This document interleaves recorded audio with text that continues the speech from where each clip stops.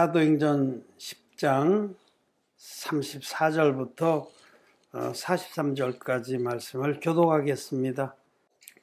베드로가 입을 열어 가로되 내가 참으로 하나님은 사람의 외모를 취하지 아니하시고 하나님을 경외하며 의를 행하는 사람은 하나님이 받으시는 줄 깨달았도다. 만유의 주 되신 예수 그리스도로 말미암아 화평의 복음을 전하사 이스라엘 자손들에게 보내신 말씀 곧 요한이 그 세례를 반포한 후에 갈릴리에서 전하여 온 유대에 두루 전파될 것을 너희도 알거니와 하나님이 나사렛 예수에게 성령과 능력을 기름 붓듯 하셨음에 저가 두루 다니시며 착한 일을 행하시고 마귀에게 눌린 모든 자를 고치셨으니 이는 하나님이 함께 하셨음이라. 우리는 유대의 땅과 예루살렘에서 그의 행하신 모든 일의 증인이라. 그를 저희가 나무에 달아 죽였으나 하나님이 사흘 만에 다시 살리사 나타내시되 모든 백성에게 하신 것이 아니요 오직 미리 택하신 증인 곧 죽은 자 가운데서 일어나신 후 모시고 음식을 먹은 우리에게 하신 것이라. 우리를 명하사 백성에게 전도하되 하나님이 산 자와 죽은 자의 재판장으로 정하신 자가 곧 이 사람인 것을 증거하게 하셨고 저에 대하여 모든 선지자도 증거하되 저를 믿는 사람들이 다 그 이름을 힘입어 죄사함을 받는다 하였느니라. 아멘. 오늘은 베드로가 가이사리아, 시사리아라고 하는데 그 가이사리아라고 하는 해변 도시, 로마의 황제 가이사의 이름을 따서 지은 도시입니다. 가이사리아가 예수님 그 시대에 여러 군데 있었어요. 근데 오늘 베드로가 고넬료라는 로마의 백부장, 지금 치면 중대장 정도 되는 거예요. 고관입니다. 그 당시에는 백부장이면 아주 높은 군대의 지위인데 그 고넬료에게 복음을 전한 말씀을 나누고자 합니다. 베드로는 그때 이제 욥바에 있었어요. 그 멀지 않아요. 욥바라는 바닷가에 그 도시에 베드로가 있었는데 고넬료라고 하는 분은 이제 가이사리아, 로마의 백부장이 큰 도시거든요. 그곳에서 이제 피장이 시몬의 집에 머물고 있어요. 피장이라는 것은 가죽 가공업자 이런 뜻입니다. 가죽 피자. 영어에는 이제 사이먼 더 테너라고 하는데 테너라는 것이 가죽 가공하는 사람을 말해요. 피장이. 여러분 성경 읽으면 피장이 시몬 그러면 바로 피자가 가죽 피자입니다. 근데 그 집에 이제 집사 스테반이 돌에 맞아 죽은 후에 핍박이 크게 일어나서 성도들이 확 흩어졌거든요. 그래서 이제 하나님 종들이 각자에 흩어진 그 성도들을 신방하는 그런 일이 많았어요. 그래서 베드로도 리따를 거쳐서 리따의 다비다, 사슴이라는 뜻을 가진 다비다라는 여신도를 일으키는 역사를 하고 그래서 또 욥바에 들렸습니다. 이렇게 하나님 백성들을 돌아보는 그런 기회가 있었는데 그때 베드로는 욥바라는 바닷가의 도시에 있었고 거기서 멀지 않은 곳이 이 시서리아, 우리 성경에는 가이사리아라고 번역을 했는데 그건 로마의 그 지배력이 크게 미친 도시죠. 그곳에 백부장 고넬료라고 하는 분이 아직 예수 그리스도를 알지 못해요. 근데 하나님을 믿는 분이에요. 하나님을 정말 마음을 다해서 경외하고 또 선행도 많이 하고 자기 부하들도 참 잘 돌보고 가난한 이들을 구제하는 일에 힘쓰던 귀한 종이었습니다. 그래서 하나님께서 그 고넬료의 기도를 들으신 거예요. 정말 고넬료는 하나님께 은혜를 입고 싶었는데 어떻게 은혜를 입냐? 다만 자기 편에서 하나님을 경외하고 또 선행에 힘쓰던 분이었어요. 근데 그 하나님께서 고넬료의 그 기도를 들으시고 환상 중에 나타나셨어요. 그래서 천사를 보내서 요빠 멀지 않은 곳에 내 종이 와 있다. 사람들을 보내서 그를 초청하라. 그가 너에게 말씀을 전하리라. 한편으로는 시몬 베드로는 피장이 가죽 세공하던 그 시몬 집에 머물고 있었는데 이제 기도하는 시간에 옥상에 올라가서 기도하고 있는데 몹시 시장했어요. 그리고 또 피곤했겠지. 저녁마다 날마다 말씀 전하고. 그래서 잠시 졸았습니다. 옥상에서 기도하다가 졸았는데 비전, 이상이라고 그래. 이상. 기이한 모습이 보였어요. 하늘로부터 큰 보자기가 내려와서 네 기퉁이가 묶여있는 보자기가 내려오는데 그 안에 보니까 온갖 짐승들, 땅에 기는 것들이 가득 찼습니다. 하늘로부터 소리가 있기를 잡아먹으라. 그러자 베드로는 주여 내가 어려서부터 이렇게 부정한 것, 하나님이 금하신 것들은 먹은 적이 없나이다. 들려 올라갔어요. 또 내려왔어요. 그리고 또 잡아먹으라. 이런 일이 3번 있은 후에 그게 완전히 들려 올라. 그래서 베드로는 이게 무슨 일인가 하고 궁금해하고 있을 때에 고넬료로부터 온 사람들이 자기 집 대문에 이르러서 자기를 찾는 겁니다. 이 집에 시몬 베드로라는 사람이 계시냐. 그래서 이제 그를 불러들여서 깨닫습니다. 하나님께서 그렇게 이제 짐승들 막 그 레위기에 보면 정한 짐승과 부정한 짐승이 다 나눠지잖아요. 쪽발이 갈라지고 대세김제라는 짐승은 정하니 먹으라. 그러니까 당나귀나 뭐 돼지나 이런 건 안 되는 거예요. 부정한 짐승인데. 근데 하나님께서 말씀하시기를 하나님께서 정하게 하신 것을 부정하다 하지 말라. 이거는 무슨 계시냐면 이스라엘 백성들은 이방인들을 개취급을 했습니다. 근데 걔도 부정한 짐승이죠. 그러니까 이방인들에게도 구원이 임한다라는 계시였습니다. 그래서 베드로가 그때 깨닫는 거예요. 그때까지만 해도 예루살렘 교회의 종들이나 또 성도들은 이방인들에게는 복음 전할 생각을 하지도 못하고 있었어요. 하나님은 이스라엘의 하나님이다. 이렇게 갇혀 있어 생각이. 근데 하나님의 뜻은 그렇지 않거든요. 하나님은 이스라엘 백성을 제사장 족속으로 택해서 모든 만민을 다 구원하기를 원하시는데 사람들이 자기의 그 고정관념에 사로잡혀 있는 겁니다. 그래서 베드로가 이제 그때 깨닫고 그들을 따라서 고넬료의 집에 들어가서 복음을 전하게 되는데 그때 전한 복음의 내용이 오늘 말씀입니다. 우리는 먼저 이 사건을 통해서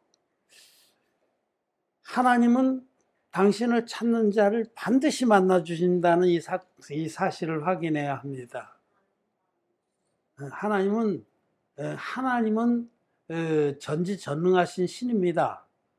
하나님 우리 머리카락까지도 센 받으신다. 다 아십니다. 그래서 하나님을 간절히 찾는 자는 반드시 만나 주십니다. 이 고넬료가 로마의 백부장, 이스라엘 백성도 아닌데 또 예루살렘의 상당히 먼 거리에 바닷가에 지금 살던 사람인데 하나님께서 그의 간절한 마음, 하나님을 경외하는 마음을 아시고 하나님 종을 만나게 하셔서 하나님 종을 통해서 예수 그리스도를 만나서 죄사함을 받게 하십니다. 죄사함. 여러분 많은 사람들이 하나님을 믿습니다마는 하나님의 아들인 예수 그리스도를 만나서 죄사함을 얻은 사람은 극히 적습니다. 예수님 믿는 사람 많아요. 전 세계적으로 약 15억 정도 됩니다. 통계적으로. 우리나라만 해도 뭐 지금 옛날에 한참 붕할 때는 1000만 성도라고 그랬는데 지금은 그렇게 안 됩니다. 또 코로나를 겪으면서 교회를 많이 떠났어요. 울고 싶은데 꼬집어 준다는 말 있죠. 사실은 교회 나기 싫었거든. 뭐 가봐야 맨날 돈 얘기하고 막 그냥 그 서로 싸우고 다투고 냄새 나고 하나님을 떠날 수는 없는데 마지못해서 끌려다니다 코로나 때문에 교회 문을 닫았어요. 한동안. 그때 울고 싶은데 꼬집어준다는 말대로 옳다고는 하는데 그때 아주 안 나간 사람이 많아요. 지금 한 절반 정도 줄었다고 봐요. 절반 정도. 그러니까 제가 보기에는 그냥 나름대로 열심히 믿는 사람도 500만이 안 될 겁니다. 그리고 교회 다니면서 점 보고 뭐 다 해요.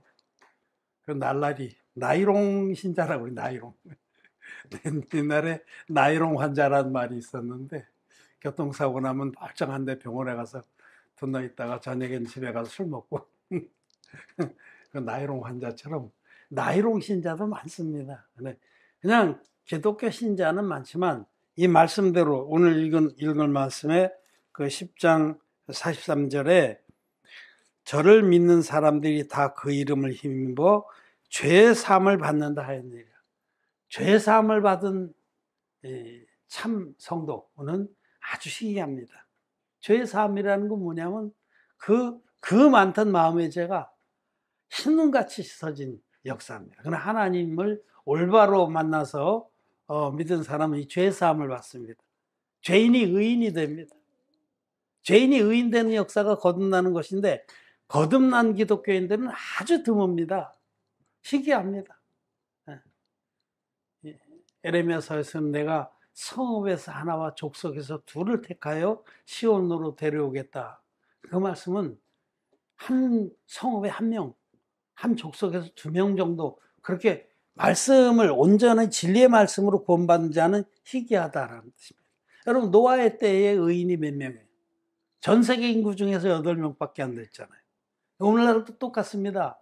다 예수님 믿는다고 하지만 진리의 복음으로 죄의 사함을 받고 의인된 사람은 아주 희귀합니다. 왜? 나중에 이제 말씀 들으면 이해가 될 겁니다. 왜 그럴까? 왜 예수 믿는데 예수 믿는 죄인일까? 예수 믿기 전에도 죄인이었는데 예수 믿고 나서도 죄인일까? 그거는 이제 말씀 속에 비밀이 있습니다. 그런데 이제 베드로가 가이사랴의 고넬료 집에 들어가서 말씀을 전하기 시작했어요. 말씀을 전하기 시작할 때 이것이 바로 화평의 복음이다 라고 말씀을 합니다. 36절에 만유의 주 되신 예수 그리스도로 말미암아 화평의 복음을 전하사. 이 화평의 복음이라는 것은 평화의 복음이죠. 그러니까 마음에 죄가 있으면 화평할 수가 없어요. 평화를 누릴 수가 없습니다. 그런데 하나님께서 당신의 아들을 우리에게 주신 것은 우리 모든 인류의 죄를 깨끗이 없애주셔서 마음으로 화평을 누리게 하시고 또 하나님과도 화목하게 하셨어요. 이걸 화목하게 하신 직분이라고 그래요. 하나님과 우리 사이에 막힌 담이 있었는데 그게 죄입니다. 죄 때문에 우리는 하나님과 소통할 수도 없었고 하나님이 두렵고 왜냐하면 하나님은 죄를 반드시 심판하는 분이니까. 그래서 죄의 삭은 사망이라. 죄가 있으면 지옥 가는 겁니다. 그것이 하나님의 공의한 법입니다. 그런데 예수님 믿으면서도 죄가 있었어요. 왜냐하면 온전한 진리를 몰랐기 때문에. 예수 그리스도 안에 들어가는 비밀의 열쇠를 몰랐기 때문에. 우리가 아파트를 들어가려면은 이 자물쇠가 3개가 착착 걸려 있는데 열쇠가 3개 있어야 되잖아요. 그래야 착각 열고 하나는 번호키로 열고 하나는 또 뭐 열고 그래야 문이 착각 열리는데 열쇠가 자물쇠는 3개인데 열쇠 2개밖에 없어. 그러면 열 수 있을까요? 거진 다 된 것 같은데 안 돼. 하나만 걸려 있어도 못 여는 거예요. 지금 예수 믿는 이들이 예수 그리스도 안에 들어가는 그 복음의 비밀 중에 2가지밖에 몰라. 한 가지를 아주 중요한 한 가지를 모르기 때문에 결국 그리스도 예수 안에 있는 죄 사함의 축복을 받지 못하는 겁니다. 예수님 믿고도 여전히 죄인으로 남아있는 것입니다. 근데 여기 화평의 복음이라는 게 바로 온전히 예수 그리스도를 만나면 하나님 앞에 죄 사함을 받고 하나님과 화목게 되고 자기는 평안을 누려요. 안식을 누려요. 안식. 수고하고 무거운 짐진 자들아 다 내게로 오라. 내가 너희를 쉬게 하리라. 죄짐이 찍어 눌린데 어떻게 쉬어? 죄짐을 다 벗겨주셔야 우리가 쉬는 거예요. 허리띠 풀어놓고 이미 믿는 우리는 저 안식에 들어가는도다라고 하나님 말씀하시는데 예수님 믿고 더 짐이 많아. 늘 죄 때문에 괴로워서 새벽마다 가서 울부짖어야 돼. 뭐 잘못 믿는 겁니다, 여러분. 잘못 믿는 건데 그렇게 다 같이 잘못 믿으니까 자기가 정상적으로 믿는 줄 알아. 그게 큰 적폐입니다. 어느 섬나라에 태고 쪽부터 눈 하나짜리만 사는 그런 섬나라예요. 눈 하나짜리 가운데 이렇게 큰 거.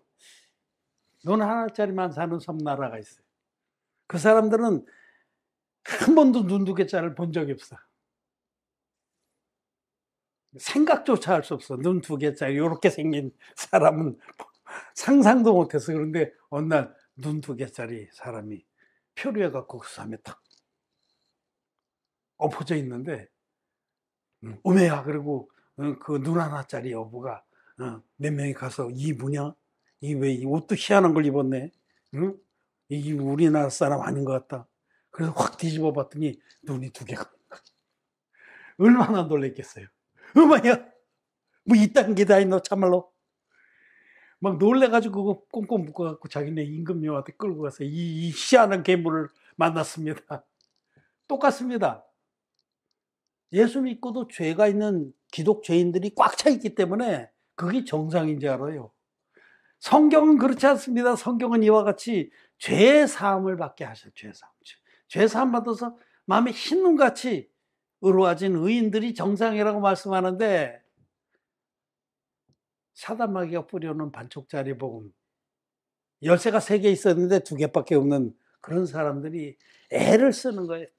지금도 여전히 하나 잠겨있는 그 비밀의 복음을 몰라서 그냥 그 문고리 붙잡고 주여 열어주셔서 주여 내가 잘못했습니다. 이것만 용서해 주시면 다시는 안 짓겠습니다.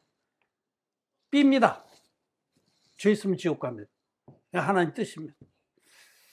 그런데 이 베드로가 이방인 고넬료를 만나서 복음을 전할 때 그 입을 열어서 이 화평의 복음을 지금 얘기를 하는데 37절에 보면 곧 요한이 그 세례를 반포한 후에 갈릴리에서 시작되어 온 유대에 두루 전파된 그것이라고 얘기를 해요. 화평의 복음이 뭐냐? 요한이 그 세례를 반포한 후에 갈릴리에서 시작해서 온 유대와 예루살렘과 유대와 사마리아와 이스라엘 백성들 땅에만 아직 복음이 전해졌거든요. 그 이스라엘 백성들이 받은 그 화평의 복음은 요한이 그 세례를 반포한 후에 확증된 그 말씀이다 라고 얘기를 해요. 요한이 왜 느닷없이 나올까? 이 요한이 누구냐면 세례 요한이에요. 세례 요한이 그 세례라고 할 때 이거는 더 베프티즘이라고, 킹 제임스 버전 흠정역 영어에는 더 베프티즘, 더라는 거는 한 개의 유일한 곳에 붙이는 거예요.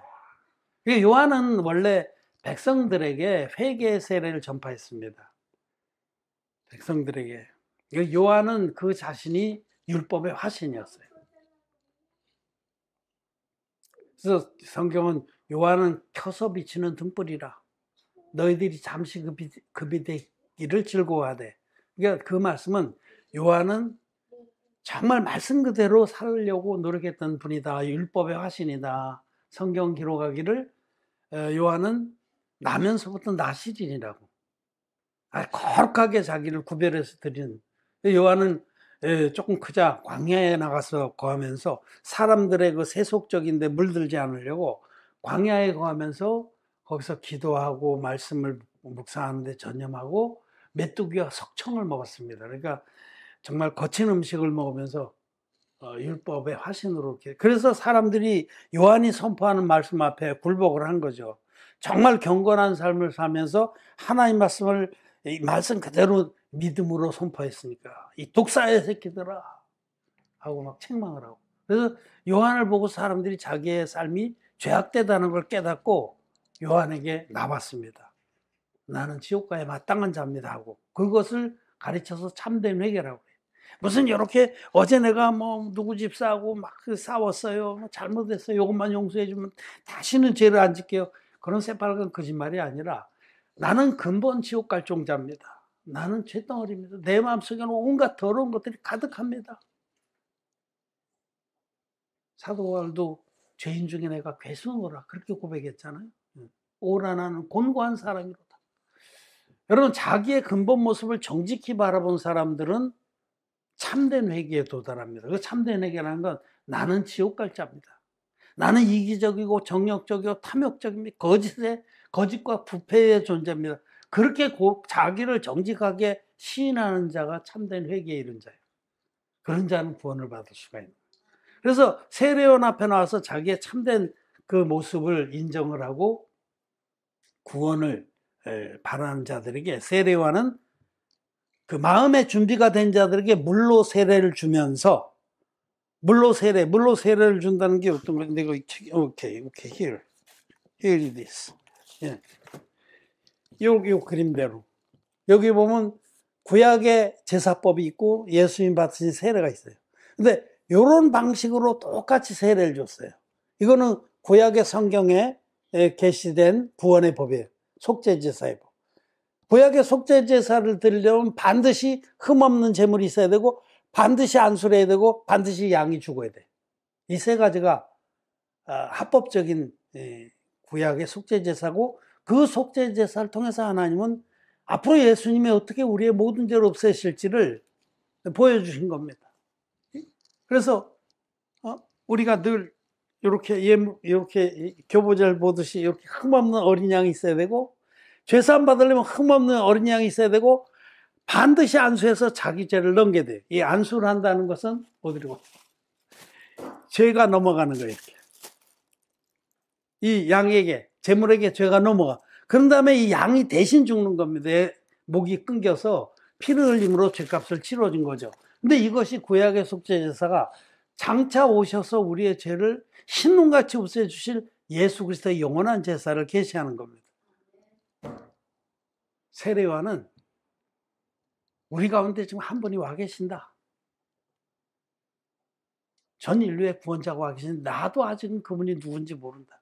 근데 이제 그분이 오셔서 너희들이 지금 받는 세례, 요단강물에서 너희들이 진정으로 회개했지.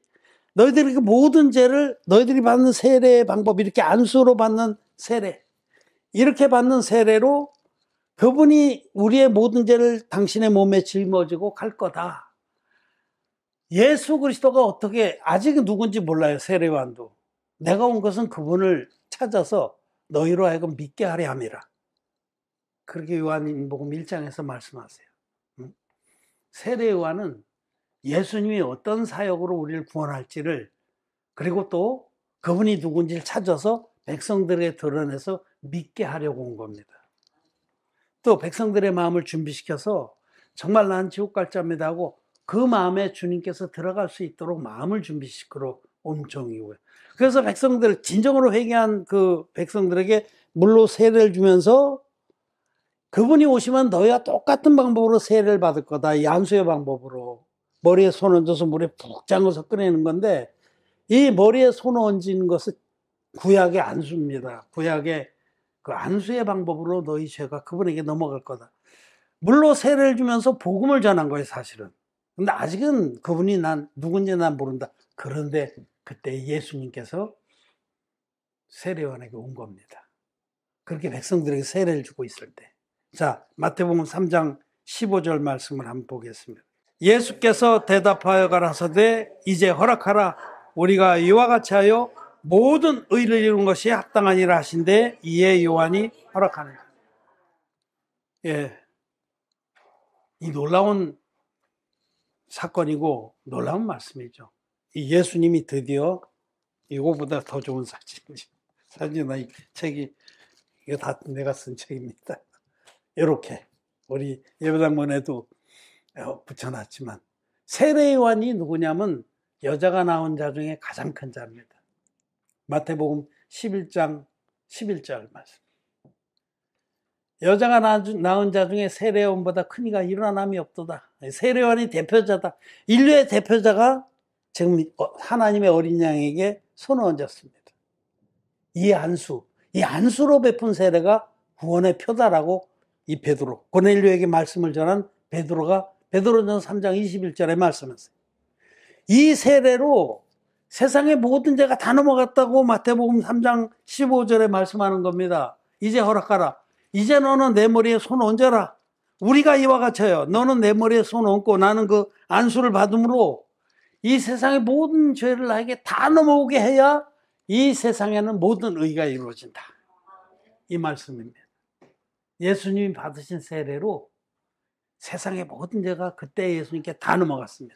그러면 자, 여러분, 저와 여러분들의 모든 죄는 2000년 전에 요단강에 오셔서 예수님 받은 세례로 예수님에게 넘어갔습니까? 안 넘어갔습니까? 그럼 믿음은 뭐냐면요, 내 생각을 버리고 기록된 하나님의 말씀을 붙드는 겁니다. 기록된 이 말씀에 이때 우리 죄가 예수님께 다 넘어갔다라고 기록하고 있기 때문에 우린 이 말씀을 믿습니다. 믿음은 바랄 수 없는 중에 바라고 믿는 거예요. 아니 2000년 전에 예수님 오셔서 세례를 받으시고 십자가에 돌아가셨는데 2000년 후에 태어난 내 죄가 어떻게 2000년 전에 뭐가 이게 말도 안 되는 소리 하지 마라. 그건 내 생각이죠. 하나님은 시간과 공간을 초월해서 일하시는 분이에요. 그때 예수님은 이와 같은 방법이 아니면 구원할 길이 없기 때문에 이와 같이 하여 모든 의를 이루셨다라고 말씀합니다. 자, 이것이 바로 그 세례입니다. 그 세례. 그 사도행전 10장 37절에 곧 요한이 그 세례를 반포한 후에, 그 세례라는 건 the baptism, 예수님이 받으신 세례를 말하는 거예요. 요한이 백성들에게 많은 세례를 베풀었지만 그것은 예수님의 세례를 믿게 하기 위해서 베푼 겁니다. 너희들이 참으로 회개했다는 표로 내가 세례를 주지만 너희들 뒤에 한 분이 오시는데 그분이 너희들과 똑같은 방법으로 세례 받을 때 너희들의 모든 죄는 그 세례에 넘어간다. 그 세례로 너희 구원받는다라고 하나님 이 세례 요한은 의의 도를 전했습니다. 마태복음 아까 폈는데 마태복음 한 절 더 21장 마태복음 21장 32절 시작. 요한이 의의 도로 너에게 왔거늘 너희는 저를 믿지 아니하였으되 세리와 참기는 믿었으며 너희는 이것을 보고도 종신이 우쳐 믿지 아니하였도다. 여기 요한이 의의 도로 너에게 왔다. 의의 도가 복음입니다. 여러분 요한은 뭐 복음하고 전혀 상관이 없는 분인 줄 아세요? 아닙니다. 요한은 하나님이 보내신 종이에요. 그로 말미암아 예수님을 믿게 하려고 예수 그리스도를 증거했습니다. 요한은 백성들에게 마음을 율법의 빛으로 비춰서 그들이 지옥 갈 자라는 걸 고백하고 참된 회개에 이른 자들에게 물로 세례를 베푸면서 너희 뒤에 메시아가 와 계신데 너희와 똑같은 방법으로 세례를 받을 때 그분에게 너희들의 모든 죄가 넘어간다라고 의의 도를 선포하면서 일을 하다가 드디어 예수님께 세례를 베푸고 요한은 자기의 사역을 딱 접고 사라집니다. 예수님께 세례 베푼 다음에 요한은 자기 사역은 끝난 거예요. 자기는 그 일을 하러 온 거거든요. 예수님께 죄를 다 넘기는 이 위대한 사역을. 그래서 우리는 세례 요한이 예수님께 베푼 사역, 이것이 바로 예수님이 받은 세례가 성경은 물이라고. 사도 요한은 물과 성령으로 거듭난다 할 때 그 물이 바로 예수님 받은 세례입니다. 또 요한에서 5장에서 예수 그리스도는 물과 피로 임하신 자다 이렇게 말씀. 예수님은 우리를 구원하기 위해서 이 땅에 오신 하나님이신데 성자 하나님이신데 그분이 이 땅에 오셔서 30살이 되었을 때 제일 먼저 하신 일이 세례예요. 구원사역, 공적 사역, 공생애. 예수님 공생에서 제일 먼저 하신 일이 요단강에 가셔서 인류의 대표적인 세례요한에게 안수 형식으로 세례를 받으신 겁니다. 그것을 사도 요한은 요한일서에서 물이라고 물과 피로 임하셨다. 세례 받을 때 우리 인류의 죄를 다 짊어졌기 때문에 십자가에서 다 이뤘다기까지 피를 흘리셔야만 하는 겁니다. 예? 구약의 제물이 흠없는 제물이 있어야 되고 반드시 안수해서 죄를 내게 되고 반드시 그 제물이 죽어야 됐듯이 예수님은 하나님의 아들이시기 때문에 흠없는 제물입니다. 하나님의 어린 양입니다. 그 어린 양이 저와 여러분들 아담에서부터 세상 종말까지의 모든 인류의 죄를 세례받으실 때 다 짊어지고 보라 세상 죄를 지고 가는 하나님의 어린 양이로다라는 증거를 받으시고 십자가에 못 박혀서 다 이뤘다 하기까지 피를 쏟으시고 돌아가셨다. 사흘 만에 부활하신 겁니다. 그래서 오늘 이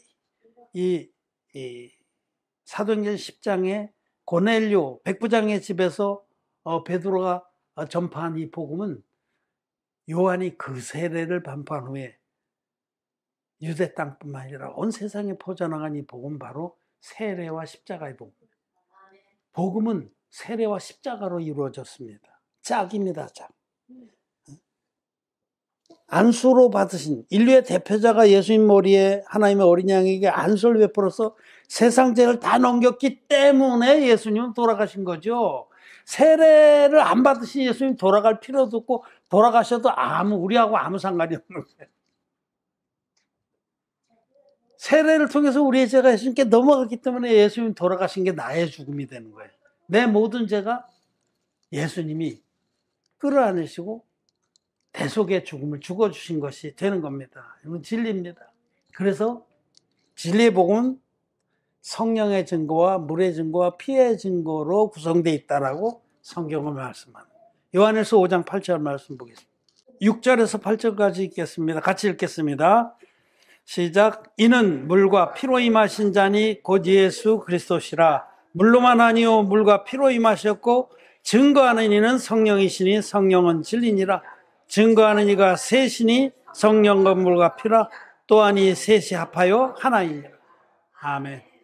사도 요한은 예수님의 사랑하는 자, 사도 요한은 예수님께로부터 직접 복음을 들었고 그 복음을 위해서 살다가 반모섬에 유배가 되기도 했던 그 종이 지금 이 말씀을 쓰고 있습니다. 예수님은 물과 피로 임하신 자다. 예수님이 하나님의 아들이신데 육신으로 오셔서 물에서부터, 이 물은 예수님 받으신 요단강물에서 받으신 세례입니다. 물로 임하셔서 세상 죄를 다 짊어지시고 피로, 십자가의 피로 다 이뤘다 하기까지 피 흘려서 다 갚아주셨습니다. 이것이 진리의 복음이에요. 그러니까 성령이 증거하는 바는 예수님은 하나님이시다. 흠없는 제물이시다. 물이 증거하는 바는 요단강물에서 받으신 세례로 우리의 모든 죄를 예수님이 다 짊어졌다. 수고하고 무거운 짐진 자들아 다 내게로 오라. 내가 너희를 쉬게 하리라. 예수님이 세례로 우리의 모든 죄와 허물을 다 담당했다. 피가 증거하는 것은 내가 십자가에서 흘린 피로 너희 죄값을 다 지불했다.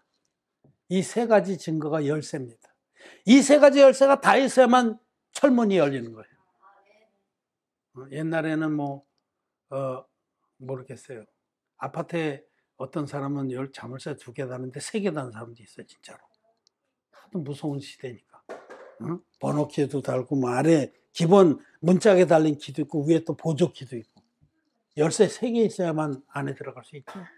성령의 증거, 물의 증거, 피의 증거 다 있어야만 그리스도 안에 들어갈 수 있어요. 거룩함을 잊고, 죄사함을 받고. 그런데 열쇠 2개밖에 없단 말이에요. 그래서 그리스도 안에 못 들어가고 밖에서 빙빙 도는 거예요. 누구든지 그리스도 예수 안에 있는 자는 결코 정죄함이 없네. 이렇게 열쇠 3개를 다 가지고 있는 자, 3가지 증거를 다 가지고 있는 자만이 누구든지 이제 그리스도 예수 안에 있는 자는 결코 정죄함이 없다, 죄가 없다는 그 놀라운 축복을 받는 겁니다. 로마서 8장 1절입니다.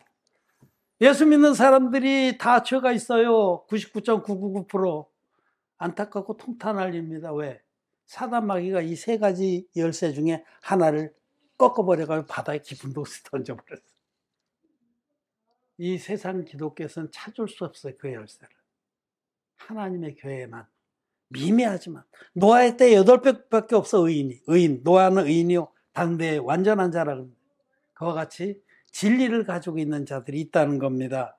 오늘 우리는 베드로가 이방인에게 복음을 전할 땐 그 세례를 전했어요. 그 앞에는 자기 백성들에게 전할 때는 예수가 그리스도라고만 전했어요. 왜냐하면 그들은, 이스라엘 백성들은 어떻게 죄의 사함을 받는 제사가 진행되는지 다 알아요. 기초가 다 돼 있어. 흠없는 제물로 오시는 메시아가 안수로 죄를 담당하고 대신 죽는구나. 이건 다 아는데 이 흠없는 제물로 오신 분이 예수님인 것만 알면 돼, 그들은. 그럼 나머지는 다 해결돼. 유대인들은 구구단을 다 외우기 때문에 그냥 곱하기는 이렇게 하는 것만 가르쳐주면 그냥 다 풀어. 2자리도 풀고 10자리도 풀어.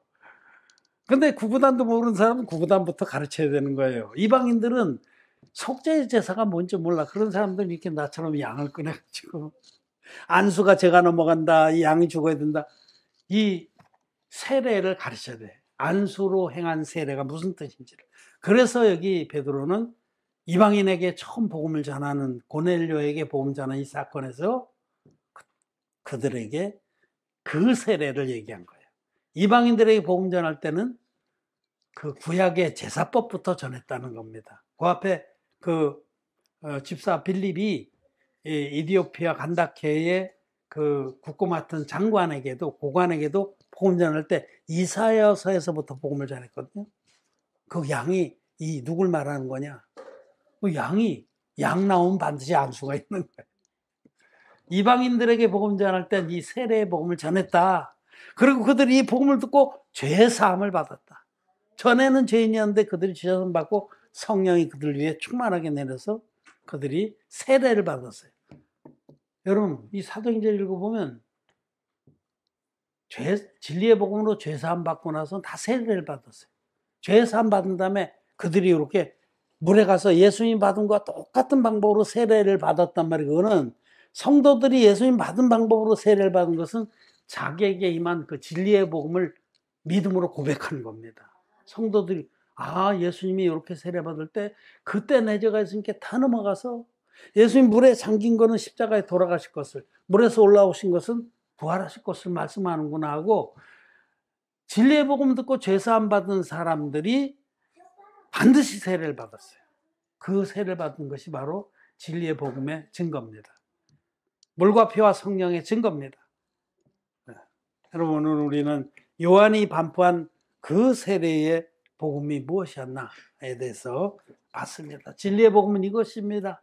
성령과 물과 피의 증거가 다 있는 복음. 오직 그 복음이래야만이 흰눈같이 죄사함 받고 하나님 자녀가 됩니다. 다시는 심판이 없는 의의 자녀가 됩니다. 하나님께 감사를 드립니다. 말씀을 마쳤습니다. 네.